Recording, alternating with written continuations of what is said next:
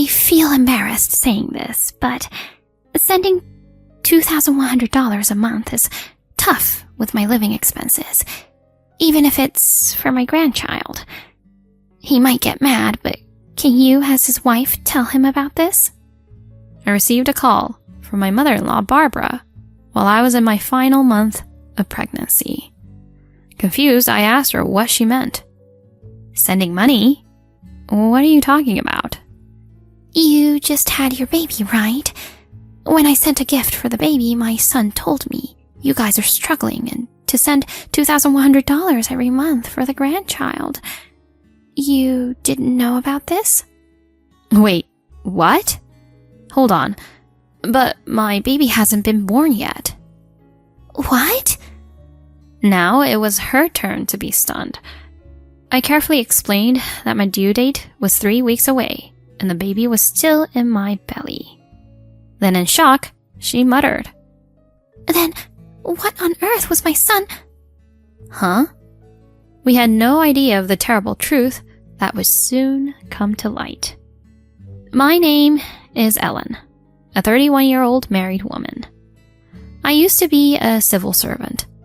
As I was approaching 30, worried about not having a boyfriend, I asked a friend if she knew any nice guys. That's how I met Alex, who would become my husband. Alex, a corporate employee of the same age, treated me really well during our relationship. I felt I could envision a future with him. After dating for a year, he proposed, and I joyfully accepted. My parents lived about a 15-minute drive from my apartment. When I brought him to meet them, they were overjoyed and blessed our marriage. Next, it was time to visit his family. His father had passed away when he was in high school, and it seemed his mother lived alone. After an 8-hour drive, we finally arrived at his remote family home. The house was large and impressive, and I, coming from a modest background, was overwhelmed. I heard that his mother came from an old family and had enough rental income to live comfortably without working, even after his father's death. The first time I met her, she greeted me very politely. Thank you for coming all this way. She seemed soft-spoken and classy. Inside the house, she was always smiling and supported our marriage. Ellen, since Alex is an only child, I might have spoiled him a bit. If there's anything bothering you, feel free to set him straight. Hey, Mom. His comment made us all laugh, and the visit was pleasant throughout. Later, both families met, and all went well. Barbara attended the wedding with a big smile. I was happy to have such a nice mother-in-law. Although she lived far away and we didn't meet often, we maintained a good relationship through gifts and birthdays. However, my relationship with Alex changed drastically 6 months after our wedding. We used to return home around the same time and would cook dinner while enjoying conversations. He started working late and spending less time at home. Our conversations decreased, and he often went out on weekends, leaving me feeling lonely. One day, I decided to talk to Alex after he came home late. Hey, Alex, you've been coming home late lately, haven't you? I understand work is tough, but we're still newlyweds. I wish you'd spend more time with me. He responded irritably. I'm busy with work right now. Please, understand. But at least a little more time together. Enough. You wouldn't understand being a cushy government worker. Corporate jobs are tough. Just stop talking about it. I was shocked by his words. I took my job seriously and didn't appreciate him belittling it. More than that, his harsh words hurt me. Afterwards, he continued to be busy with work and was rarely home. With him away, all the household chores fell on me. It was quite a challenge to handle all the housework for two while working.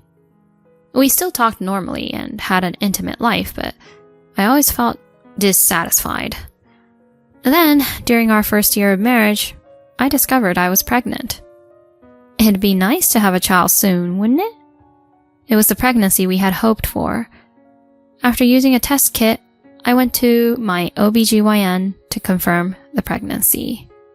You're 9 weeks along. You can see the heartbeat right here. Seeing the small baby on the ultrasound screen and hearing the heartbeat, I was thrilled and waited for Alex to come home. He returned late, as usual. I prepared a lavish dinner and waited for him. What's the occasion? The dinner looks fancy. Something happen? When he asked, I eagerly showed him the ultrasound photo. Guess what? We're pregnant. Our baby is growing inside me. His reaction was unexpected. What? You too? Huh? What do you mean, you two?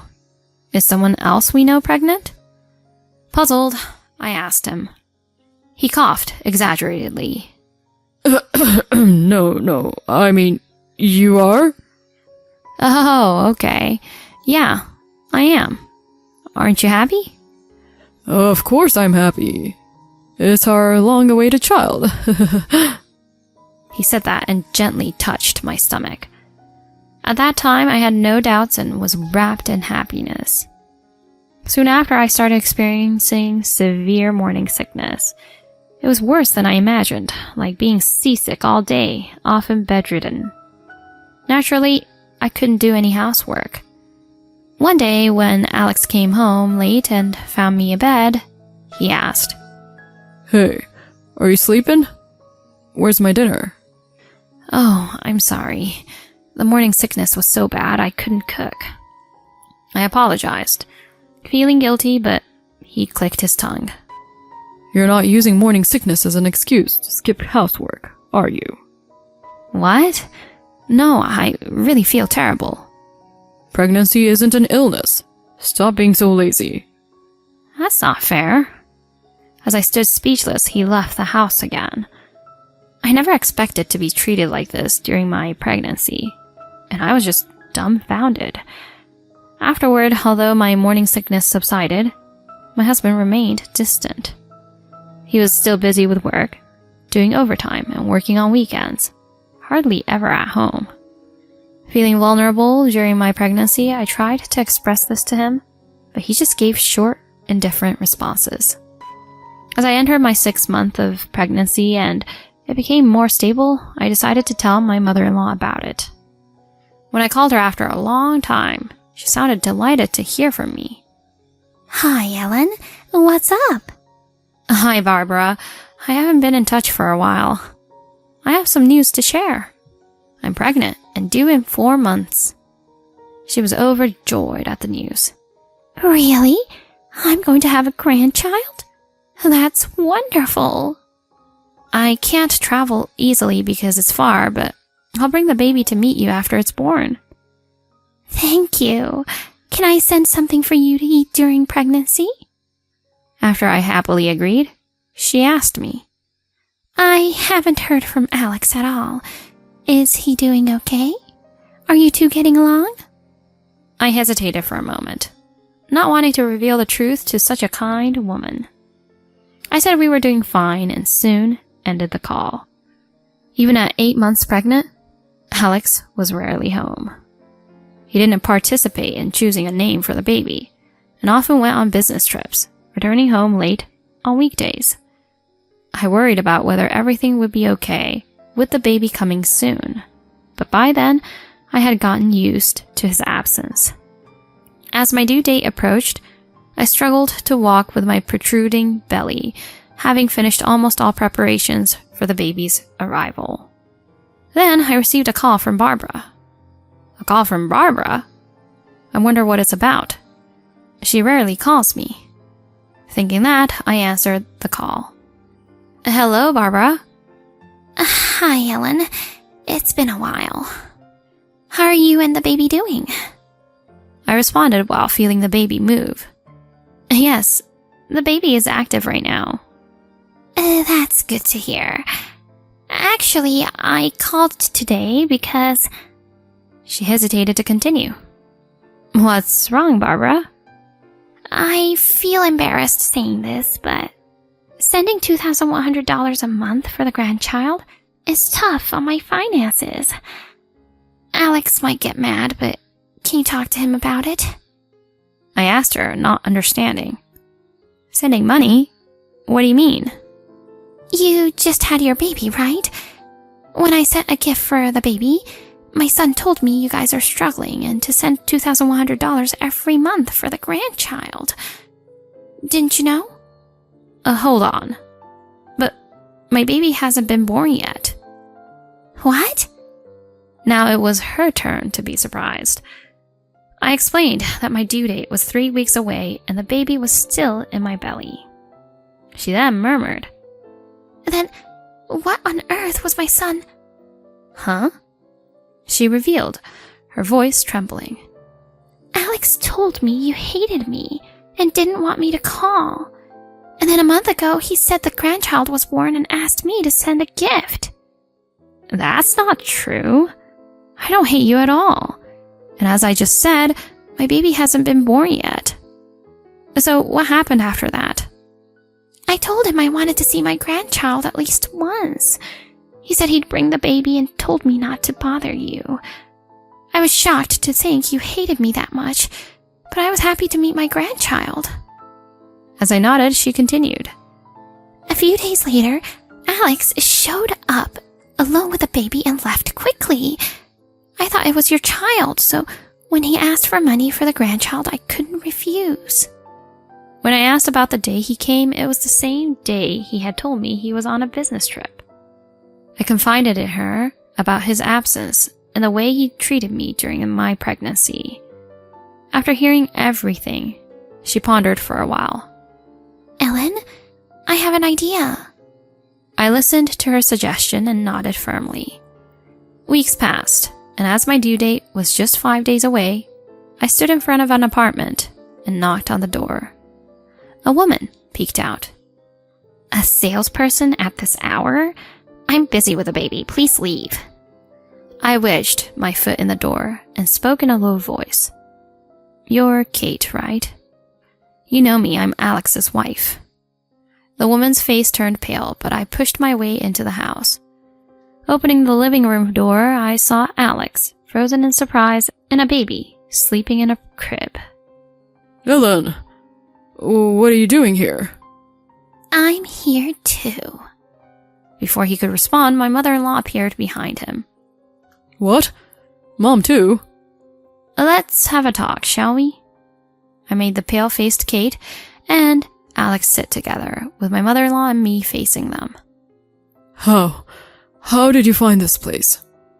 Trembling, he muttered, and I explained to him. I told him how his strange behavior was uncovered through the phone call with his mother and how we pieced together that something was wrong, and that she hired a detective. She hired a detective? I'm a victim of your deception too. Of course I'd use a detective for myself and my daughter-in-law. Hearing her firm words, he hung his head.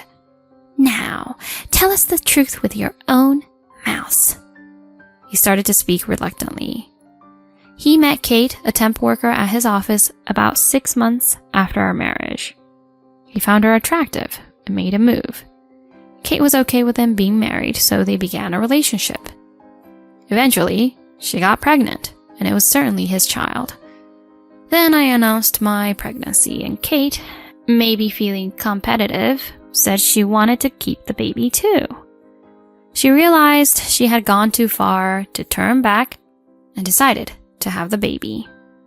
To support her and the child without alerting me, he tricked his mother into sending $2,100 every month. The baby he took to his mother's house was Kate's, born before mine. Hearing this, I sighed deeply. Did you really think you'd never get caught? I thought it would work if I convinced you that you hated my mom. And what do you plan to do now? Ellen, please forgive me. I don't want to leave you. Please. What about her and the child? You plan to just abandon them? I'll leave them. Let's live together Just the three of us with our child, okay? We've always been together, right? Hearing his words, Kate looked at him in shock. His selfishness infuriated me. Don't underestimate women, you self-centered jerk. Just as I was about to yell at my husband, Barbara stood up and slapped him hard. Mom, what was that for? Your audacity is unbelievable. You deceived me and Ellen, and now you want to abandon your mistress and child? You can't get away with that. But... He was flustered by his usually gentle mother's anger. I declared to him, I'll never forgive you both. I'll demand compensation from you two. And Alex, I expect plenty of child support from you. Make sure you pay every single penny. But... Leaving a despairing Alex and a stunned Kate behind, my mother-in-law and I left. Later, I gave birth to a healthy baby. Soon after, my divorce from Alex was finalized, and thanks to Barbara's urging, the compensation was paid quickly. We agreed on a monthly child support payment. Kate's parents ended up paying her compensation, furious with her for having a child from an affair. They promised to take her back to the countryside. Thus, Alex and Kate broke up. As for him, it turned out his corporate job was through connections from Barbara's relatives.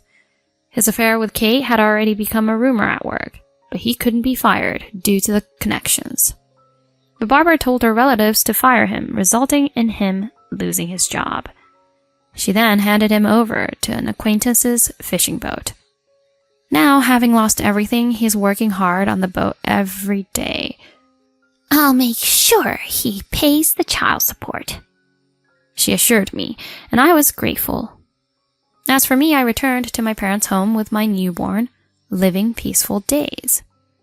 It was Barbara that named the baby, and I often visit her with my son. I hope he grows up strong and kind like his mother. I look forward to watching my son grow.